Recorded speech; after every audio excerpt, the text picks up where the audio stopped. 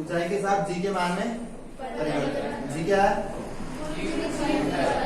मतलब यदि हम लोग ऊंचाई में जाएंगे पृथ्वी से, गुरुत्वीय त्वरण के मान में वृद्धि होगी या कमी होगी?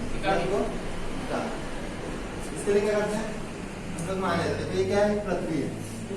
माना पृथ्वी का द्रव्यमान कैपिटल M और उसकी त्रिज्या कैपिटल R है तथा पृथ्वी की सतह पर स्मॉल m द्रव्यमान की कोई वस्तु रखी हुई है। ठीक है, अभी डायग्राम दिख रहा है कि ऊंचाई पर, लेकिन हम लोग स्टार्टिंग में मानते हैं कि उसकी सतह पर। देखो, माना पृथ्वी का द्रव्यमान कैपिटल M तथा उसकी त्रिज्या कैपिटल R है और इसकी सतह पर एक स्मॉल m द्रव्यमान की कोई वस्तु रखी हुई है। तब पृथ्वी द्वारा स्मॉल m द्रव्यमान की वस्तु पर आरोपित बल F इक्वल टू क्या होगा? न्यूटन के सेकंड लॉ से F इक्वल टू m होता है। इसमें गुरुत्वीय त्वरण कार्य करा तो क्या हो जाएगा? F equal to mg। अब सार्वत्रिक गुरुत्वाकर्षण नियम से, ठीक है, पृथ्वी द्वारा वस्तु पर आरोपित बल, गुरुत्वाकर्षण नियम से क्या होता है? Capital F equal to g mm upon r square, बड़ा R, ठीक है। बल F equal to g, g क्या होता है? पृथ्वी नितांक, कैपिटल M क्या है? द्रव्यमान, स्मॉल m वस्तु का द्रव्यमान और कैपिटल R पृथ्वी के केंद्र से वस्तु की दूरी है। तो क्या हो जाएगा? F equal to g mm upon r square. या इसको देखो F इक्वल टू mg है तो जहां F है उसकी जगह में mg लिख सकते हैं। mg बराबर g m upon r square. m से m या कितना बचा? g equal to equation. ठीक, अभी वस्तु कहां पर स्थित है? पृथ्वी की सतह पर। अब यदि वस्तु को पृथ्वी सतह से स्मॉल h ऊंचाई पर ले जाया जाए तो वहां पर गुरुत्वीय त्वरण का मान g डैश हो। अब क्या कर रहे हैं? वस्तु को पृथ्वी सतह से स्मॉल h ऊंचाई पर ले जाए तो वहां पर गुरुत्वीय त्वरण का मान कितना हो जाता है? g dash. तब पृथ्वी द्वारा वस्तु पर आरोपित बल F इक्वल टू कितना हो जाएगा? mg dash. F equal to ms क्या हो जाएगा? F equal to mg dash. फिर न्यूटन के सार्वत्रिक गुरुत्वाकर्षण नियम से पृथ्वी द्वारा वस्तु पर आरोपित बल F डैश बराबर कितना हो जाएगा?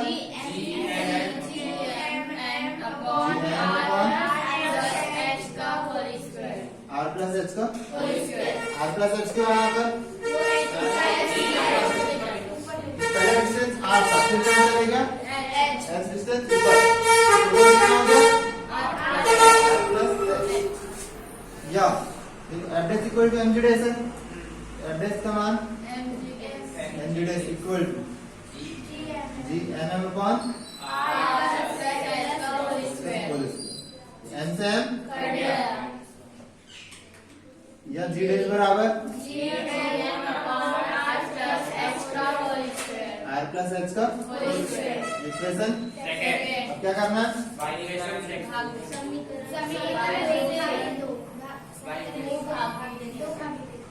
Bye equation second divided by first. ठीक है, मतलब समीकरण 2 में समीकरण 1 का भाग है। समीकरण 2 में क्या लेफ्ट साइड में? g dash upon g equal to gm upon r plus h का whole square upon gm upon r square.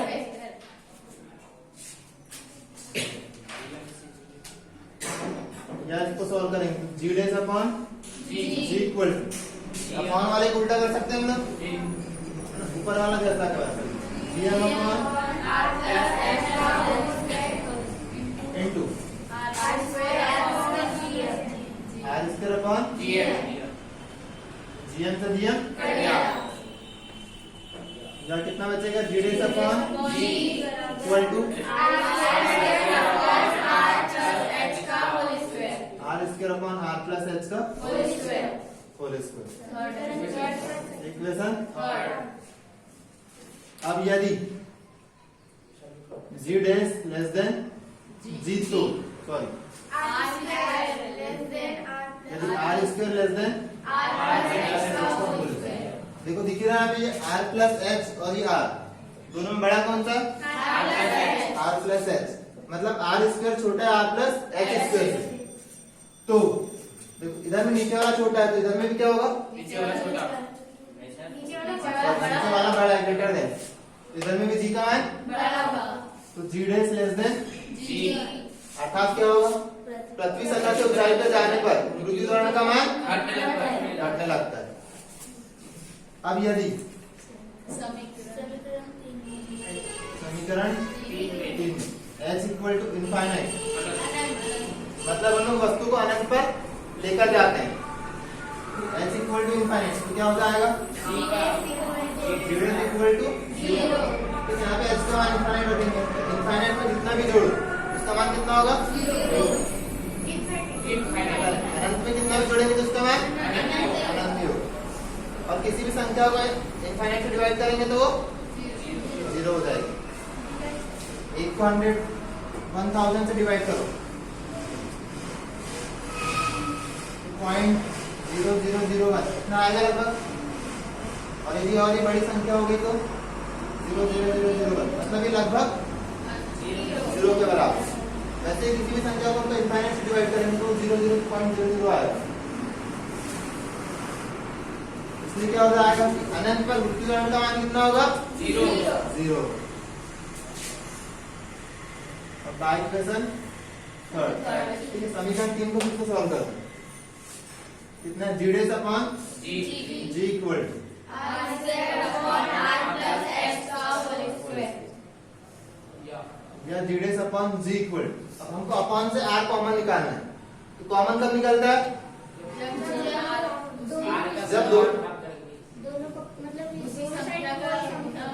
मतलब यदि दोनों प्लस या माइनस के दोनों साइड में ठीक है वह संख्या कॉमन होनी चाहिए मतलब जैसे x 2x है दोनों में x कॉमन है ठीक है दोनों जगह x शामिल है कि x निकल सकता है तो हमको नीचे से r निकालना है तो r दोनों जगह है क्या तो क्या करना पड़ता है जब नहीं है तो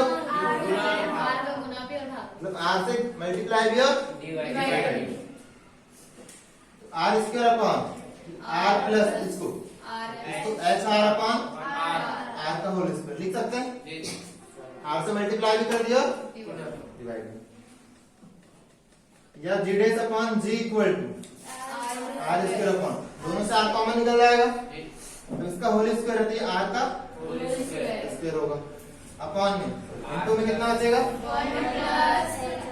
प्लस h अपॉन का r स्क्वायर से r स्क्वायर या G dash upon G equal देखो ये कितना बचेगा 1 upon 1 plus h upon r का होल स्क्वायर कितना बचेगा 1 upon 1 plus h upon r का ये प्लस में और अपॉन में इसको ऊपर लेके जाएंगे तो क्या माइनस में होगा इसकी पावर क्या हो जाएगी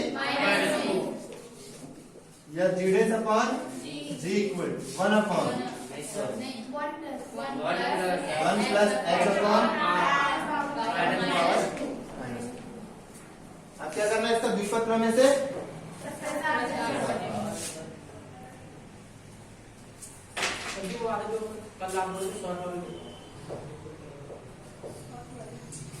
द्विपद प्रमेय से प्रसार करने से क्या हो जाएगा G dash upon G equal to plus वाला कितना 1 plus N X 1 minus N X N का मान कितना है 2 तो 2 एक्स का मान एच अपॉन आर फिर प्लस आता है n into N plus 1 2 into 3 upon factorial 2 into X का स्क्वायर एक्स का मान कितना एच अपॉन आर का whole square minus up to ठीक है माइनस एन की पावर रहती तो पहला टर्म फर्स्ट फिर माइनस फिर प्लस फिर माइनस ऐसे चलता रहता है या इसको G dash upon G equal to 1 minus 2h upon r। ठीक है, सिर्फ इतना लिखना है हमको, क्योंकि जो h अपॉन r है, ठीक है, r की तुलना में h का मान कम है, इसलिए इसकी जो बड़ी घातांक है उसको छोड़ देते हैं हम लोग। ठीक है, r पृथ्वी की त्रिज्या है ना, और पृथ्वी की त्रिज्या लगभग बहुत ज्यादा होती है, और जो h है इसको लगभग हम लोग 1 किलोमीटर का डिस्टेंस मान लेते हैं, तो r की तुलना में h का मान बहुत कम है, इसलिए h और r की जो बड़ी घातांक है उनको छोड़ देते हैं। या अब देखो g अपॉन में तो कहां चले जाएगा, g dash equal to g into 1 minus 2h upon r, या g डैश इक्वल g का मल्टीप्लाई कर दो, g minus 2gh upon r। हमको क्या निकालना है, g के मान में परिवर्तन। तो हमने यहाँ पे प्रूव कर दिया कि g के मान में क्या होती है, g के मान में क्या हो रहा है, परिवर्तन तो हो रहा है, तो वृद्धि हो रही है कमी हो रही है, g के मान में कमी हो रही है, मतलब पहले वाली वैल्यू ज्यादा थी या बाद वाली वैल्यू ज्यादा है। पहले क्या माने थे g, और जब ऊंचाई पर गए तो क्या था g डैश। तो g का मान ज्यादा है या g डैश का मान ज्यादा है, g का मान ज्यादा है, तो हमको कमी निकालना है। तो क्या कमी कैसे निकालेंगे, g माइनस क्यों g minus g dash, g dash minus g क्यों नहीं, कमी निकालना मतलब क्या करना पड़ेगा, घटाना पड़ेगा, तो अधिक में से कम को घटाना पड़ेगा, तो क्या निकालना, g माइनस g डैश निकालना है। लेकिन ये g dash equal to g minus 2gh upon r है, तो g डैश को इधर लेके आएंगे और ये माइनस वाले को यहाँ कितना हो जाएगा, 2gh upon r equal to g minus, या इसको g minus g dash equal to 2gh upon r। तो g माइनस g डैश मतलब g में कमी हो रही है, अतः गुरुत्वीय त्वरण में गुरुत्वीय त्वरण में कमी बराबर कितना हो जाएगा, 2gh अपॉन r। ये इसका आंसर हो गया। अब कोई प्रॉब्लम, ये वाली स्टेप नहीं भी लिखे, इसके बाद सीधे द्विपद प्रमेय के प्रसार से ये वाली स्टेप लिख देंगे तो भी चलेगा। ठीक है, z upon g equal to 1 minus 2h upon r, तो g अपॉन में तो में आ गया, इसको सॉल्व करना है, मतलब गहराई में जा रहे हैं, ऊंचाई पृथ्वी सतह से ऊपर जा रहे हैं, तो गहराई में क्या होगा, नीचे जाएंगे, पृथ्वी सतह से नीचे जाएंगे। क्या करना है, गहराई के साथ पृथ्वी त्वरण g के मान में परिवर्तन निकालना है। देखो ये एक पृथ्वी है, जो बाहर वाला दिख रहा है पृथ्वी है, इसका द्रव्यमान क्या माना हमने, कैपिटल m माना, और इसकी त्रिज्या कैपिटल r है, और इसकी सतह पर स्मॉल m द्रव्यमान कोई वस्तु रखी हुई है यहाँ पे। हमको गहराई के साथ g के मान में परिवर्तन करना है, तो हम लोग इसकी सतह से स्मॉल h गहराई पर चले जाए। ठीक है, मतलब यहाँ से यहाँ तक का डिस्टेंस कितना है, स्मॉल h, तो फिर जो ये स्मॉल m और ये m है, इसके बीच का डिस्टेंस कितना होगा, क्यों r माइनस h होगा, क्योंकि गहराई में जा रहे हैं, गहराई में। देखो इसका पहले पूरा डिस्टेंस कितना था, टोटल डिस्टेंस r था, और उससे हम लोग h कम आ गए, गहराई में आ गया मतलब h डिस्टेंस कम हो गया, तो ये n से लेकर n तक का डिस्टेंस कितना हो जाएगा, r माइनस h हो जाएगा। तो हमने क्या किया, माना पृथ्वी का द्रव्यमान कैपिटल M और उसकी त्रिज्या कैपिटल R है, तथा इसकी सतह पर एक स्मॉल m द्रव्यमान की वस्तु रखी, तब पृथ्वी द्वारा वस्तु पर आरोपित बल क्या होता है, न्यूटन का सेकंड लॉ से F इक्वल टू mg। देखो स्मॉल m है, न्यूटन के गुरुत्वाकर्षण नियम से जो है F बराबर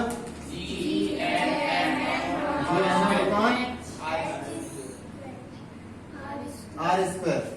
अभी पृथ्वी की सतह पर निकाल रहे कि m है, m से ये स्मॉल m यहाँ पर सतह पर है, तो उसका डिस्टेंस कितना r, तो g mm upon r square. या अब देखो f इक्वल टू कितना है, mg, तो f की जगह में mg इक्वल टू कितना हो जाएगा, g mm upon r square. m से m या कितना बचा, g बराबर g upon r square, g upon r square. r square. अब यदि पृथ्वी का घनत्व कैपिटल डी हो तो ठीक है। देखो अभी अपना सिर्फ यहाँ तक करते थे, अब हमने क्या माना, यदि पृथ्वी का घनत्व कैपिटल डी हो तो, क्योंकि ये फॉर्मूला होता है घनत्व बराबर द्रव्यमान बटे आयतन। घनत्व हमने डी माना, द्रव्यमान क्या है पृथ्वी का कैपिटल है, बटे क्या निकालना है आयतन। पृथ्वी का आयतन लगाना पड़ेगा, तो पृथ्वी का आयतन, पृथ्वी का एक गोले का आयतन क्या होता है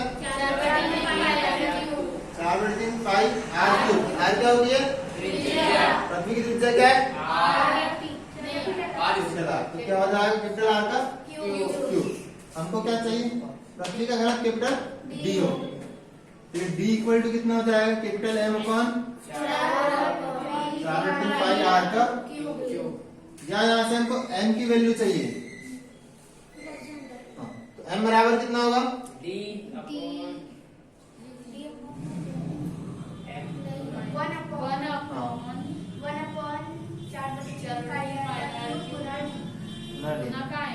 माइनस डी आर।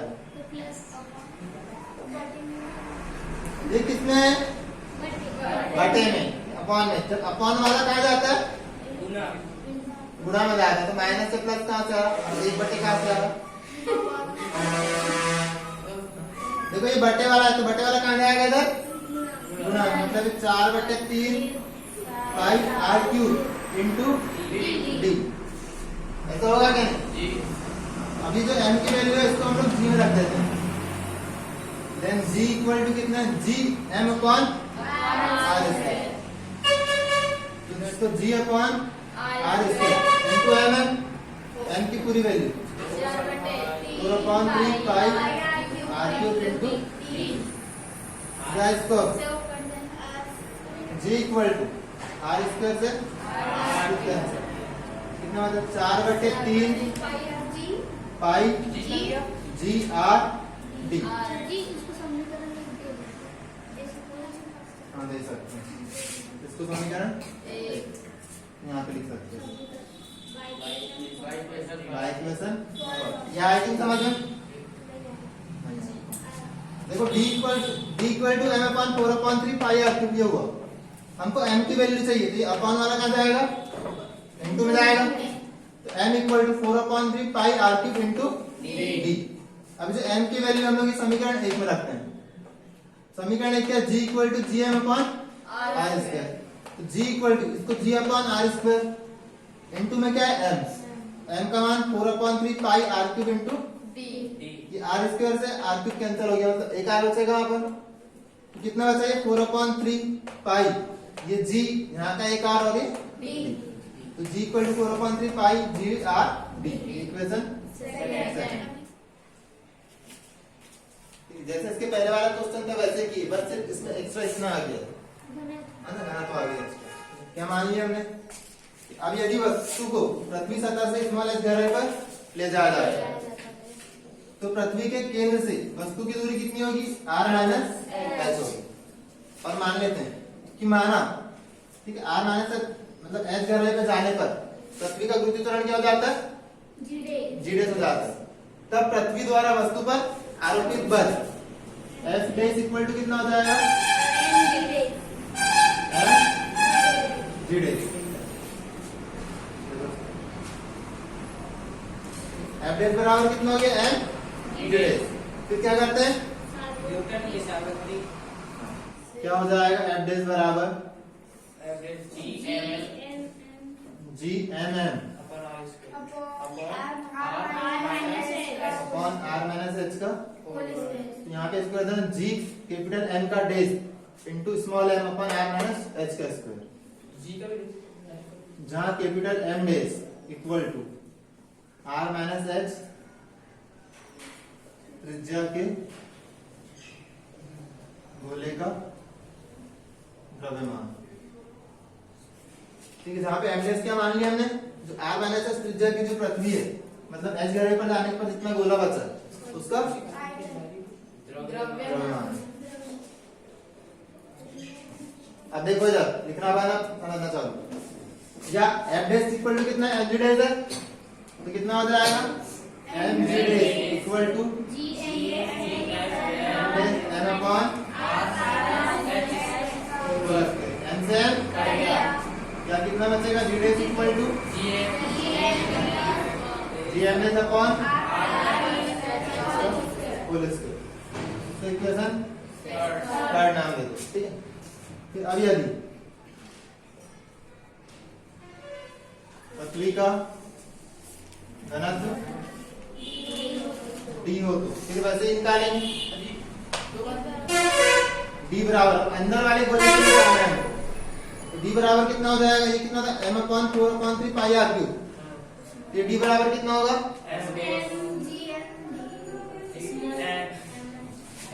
तो देखो ये बाहर वाले गोले के लिए था और एक इसके लिए अंदर वाले। एम क्या है यहाँ पे, क्या है कैपिटल एम, इसका द्रव्यमान है, यहाँ पर पृथ्वी का द्रव्यमान कितना है स्मॉल एम, कहाँ से पृथ्वी का द्रव्यमान है M dash upon 4/3 pi minus H का, या एम डैश की वैल्यू चाहिए, एम डैश बराबर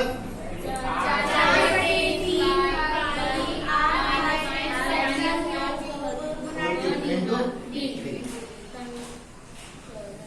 इक्वेशन थर्ड, तो क्या हो जाएगा G equal to G upon R minus H का होल स्क्वायर इंटू देखो एम डैश है, एम डैश का मान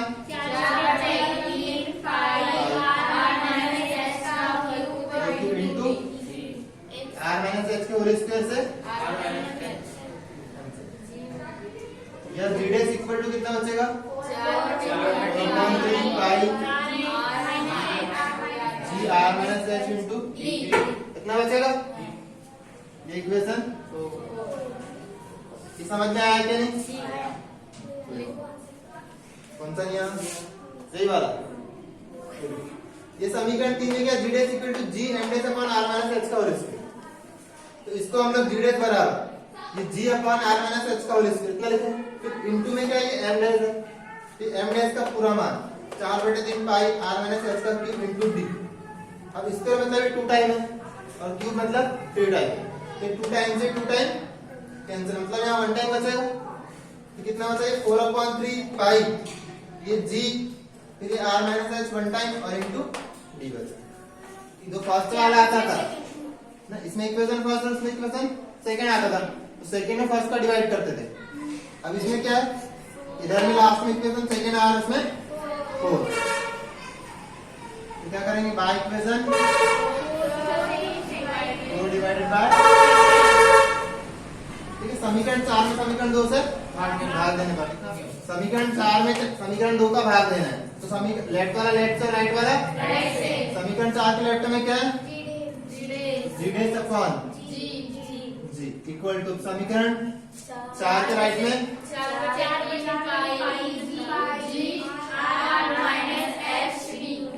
इंटू अपॉन समीकरण 2 के राइट 4/3 पाई डी, 4/3 से 4/3 पाई से डी से या G dash upon G equal to कितना बचा R minus H upon are.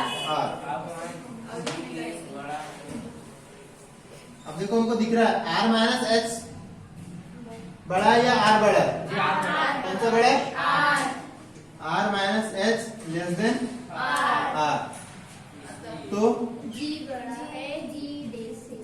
Dash less than G. देखो आर माइनस एच छोटा है आर से, तो क्या हो जाएगा जी डैश छोटा है जी से, मतलब गहराई में जाने पर द्वितीय त्वरण का मान क्या होता है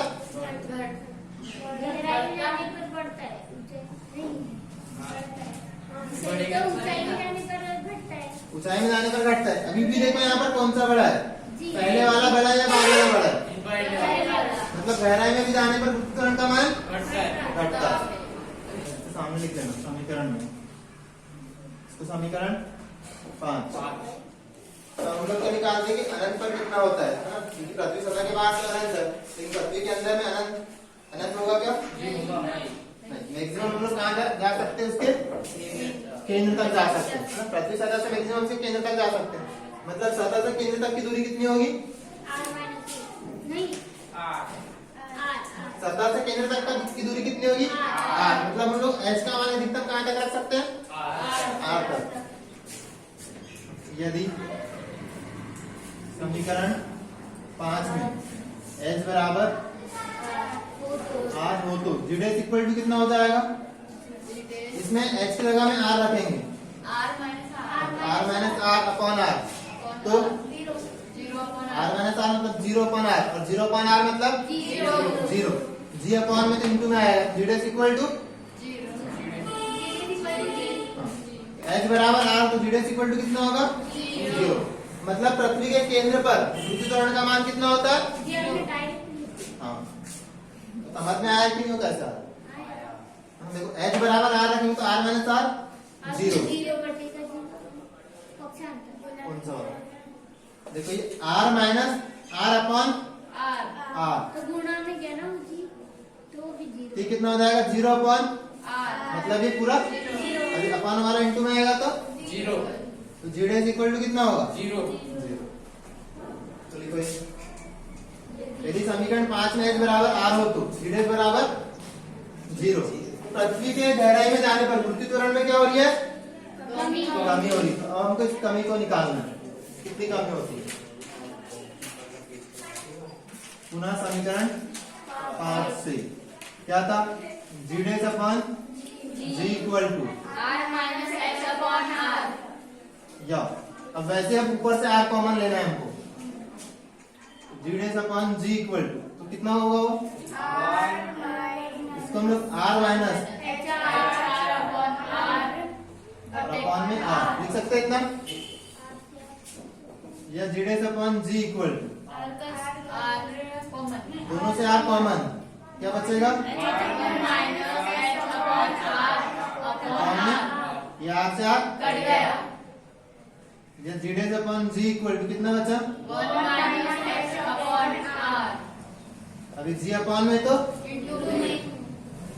या z equal to g into g का मल्टीप्लाई कर दो। हमको क्या निकालना है? कमी निकालना है। कमी के लिए क्या करना पड़ता है? g माइनस क्या हो जाएगा? g upon r equal to या g minus z equal to,